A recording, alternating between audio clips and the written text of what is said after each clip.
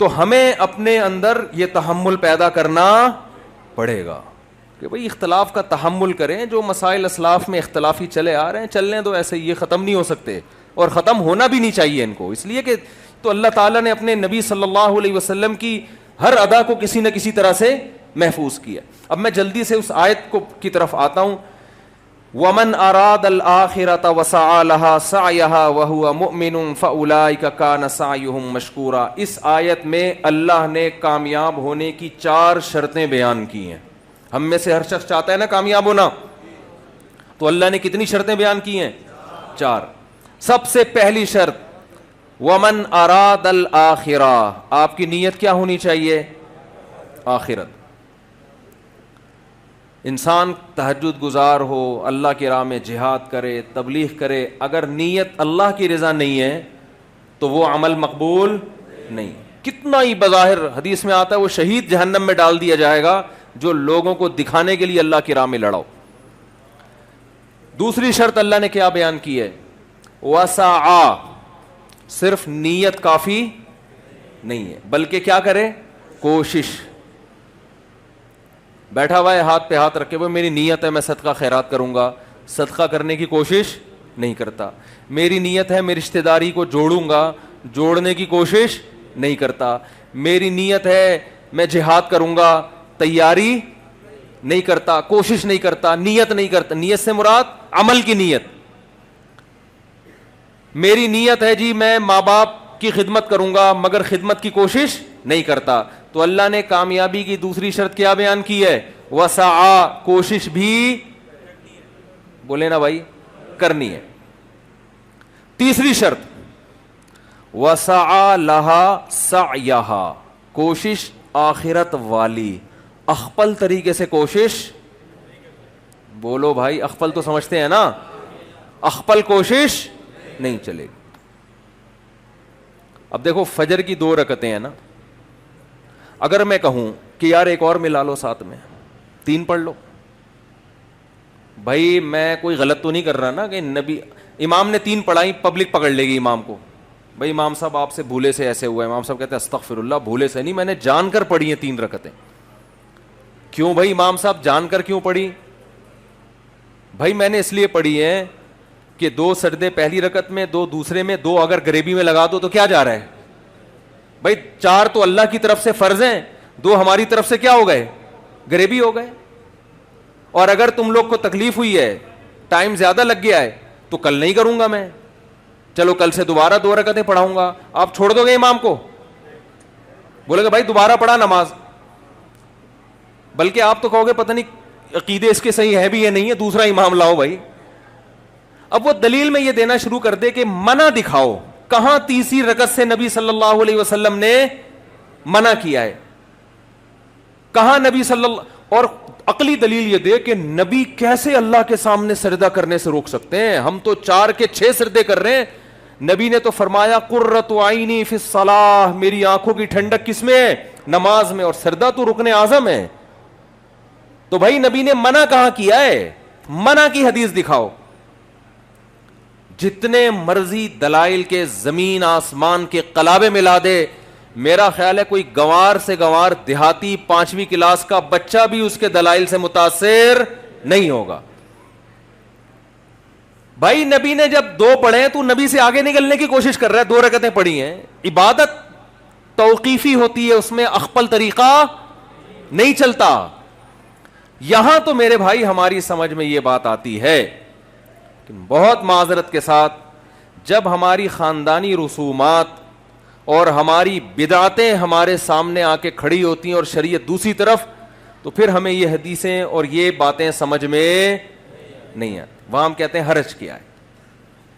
ایک صاحب نے مجھ سے پوچھا یہ وضو کی ہم اتنی دعائیں پڑھتے ہیں اور طواف میں عجیب عجیب دعائیں مشہور ہیں, طواف کی دعائیں جو ہے اگر ہم پڑھیں تو حرج کیا ہے؟ میں نے کہا حرج یہ ہے کہ جو چیز ثابت ہے وہ چھوٹ جائے گی آپ سے. جب بھی کوئی انسان ایک بدعت پر عمل کرتا ہے نا تو اللہ اس سے سنت چھین لیتے. ہمارے شیخ حضرت مفتی رشید احمد صاحب فرمایا کرتے تھے بعض لوگ عملاً بدعتی ہوتے ہیں اور بعض مزاج کے بدعتی ہوتے ہیں. ان کو لگتا ہے کوئی چیز مارکیٹ میں نہیں آئے نا تو ان کو وہ والی چیز میں مزہ نہیں آتا جو ثابت شدہ ہو قرآن و سنت سے. تو قرآن نے کیا کہا ہے؟ وسعى لها سعيها، آپ کی اخپل کوشش بولو نہیں چلے. ساری رات انسان الٹا لٹک کے نماز پڑھتا رہے، ثواب ملے گا؟ بتاؤ، سیدھے کھڑے ہو کے نماز پڑھنا زیادہ مشکل ہے الٹا لٹک کے؟ محنت زیادہ کون کر رہا ہے؟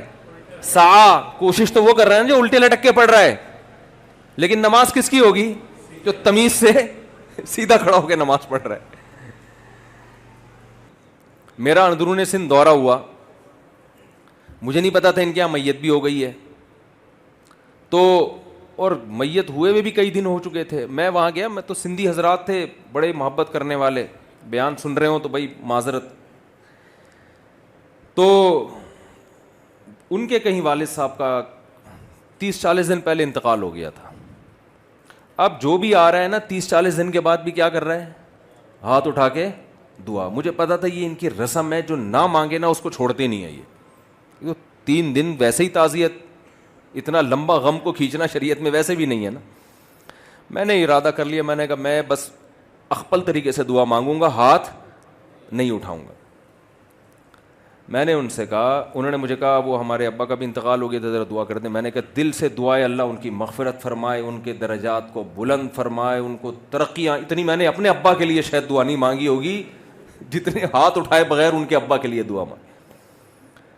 انہوں نے کہا ہاتھ اٹھا کے ہو جائے. میں نے کہا بس یہ ہو گئی ہے، بس اتنا کافی ہے. نہیں جی ہاتھ اٹھا کے ہو جائے. میں نے کہا ہو گئی نا دعا، دل سے دعا مانگی. تو کہہ رہے ہیں آپ ہاتھ کیوں نہیں اٹھا رہے؟ میں نے کہا دیکھو سب اٹھاتے ہیں، یہ ضروری سمجھ لیا ہے.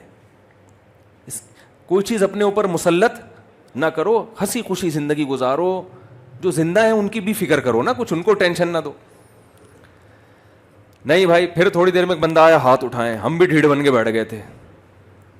پھر کیا ہوا جی، کھانا تھا، کھانے کے بعد ان کے دفتر میں گئے، کوئی ان کا افتتاح تھا. پھر انہوں نے کہا ہاتھ اٹھائے. میں نے کہا اللہ اس سے زیادہ میرے بس میں، یہ پکڑ کے مجھے ماریں گے. پھر میں نے ہاتھ اٹھا لیا. میں نے کہا اللہ میں تو چاہ رہا تھا لیکن یہ جبر میں آ جاتا ہے، اس سے زیادہ میرے بس میں نہیں ہے. تو بھائی کیوں جو چیز شریعت سے ثابت نہیں ہے اس کے پیچھے کیوں اتنا پڑ جاتے ہو؟ عربوں میں میتیں ہوتی ہیں، کتنے آرام سے انسان ہنستا کھیلتا دنیا سے جاتا ہے، اور کوئی قرآن خوانیاں نہیں ہوتی اس کے لیے، کوئی بڑے بڑے پروگرام نہیں ہوتے. ما تعالی الایمان ما قدر اللہ. عربوں کی زبان پہ 2 جملے ہوتے ہیں، ما قدر اللہ، جو اللہ نے مقدر کیا، ما تعالی الایمان، خوشی کی بات ہے ایمان پر گیا. دعا کرتے رہتے ہیں بیٹھ کے اس کے لیے. تو ایمان کے بغیر کوئی نیکی مقبول نہیں ہے. مجھ سے لوگ اکثر پوچھتے ہیں یہ اتنے بڑے بڑے سائنسدان تھے، انہوں نے انسانیت کی اتنی خدمت کی ہے، اور آپ کہتے ہو یہ جنت میں نہیں جائیں گے تو ان کو کوئی آخرت میں بدلہ نہیں ملے گا. ایسا کیوں ہے بھائی؟ اسلام ایسا سخت نظریہ کیوں سکھاتا ہے؟ میں ان سے کہتا ہوں دیکھو ان بڑے بڑے سائنسدانوں نے آپ کی خدمت کی، جس کی وجہ سے آپ کو ان سے اتنی محبت کہ آپ کو ان کا جنت میں نہ جانا اور جہنم میں جانا برا لگ رہا ہے. تو جس اللہ نے ان پر اتنے احسانات کیے تو اس اللہ سے ان کو تعلق کیوں نہیں تھا؟ آپ کو ان کے ایڈیسن نے بلب ایجاد کر لیا، ایک بلب دیا ہے اس نے. اب ہمارے یونیورسٹی کے طلبہ چاہتے ہیں جہنم میں نہ جائے، ہم بھی یہی چاہتے ہیں نہ جائے. تو بھائی اگر نہ جائے تو ہمیں کیا ہوا؟ لیکن اللہ کہہ رہا ہے کہ نہیں، اگر اس تک اسلام کی دعوت پہنچی تھی، عقیدہ توحید اس تک پہنچا اور اس نے عقیدہ توحید پر ایمان نہیں لایا، اللہ نہیں معاف کرے گا. یہ قرآن کا فیصلہ ہے.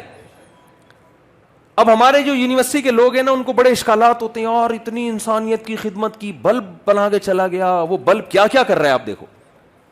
وہ بلب جناب روشنی کا کام بھی کر رہا ہے، بیکری کے کیکوں کو بھی کیا کر رہا ہے؟ تازہ رکھ رہا ہے نا. پتہ نہیں لگتے ہیں، پہلے تو وہ کیک کو گرم کرنے کے لیے بلب لگایا کرتے تھے.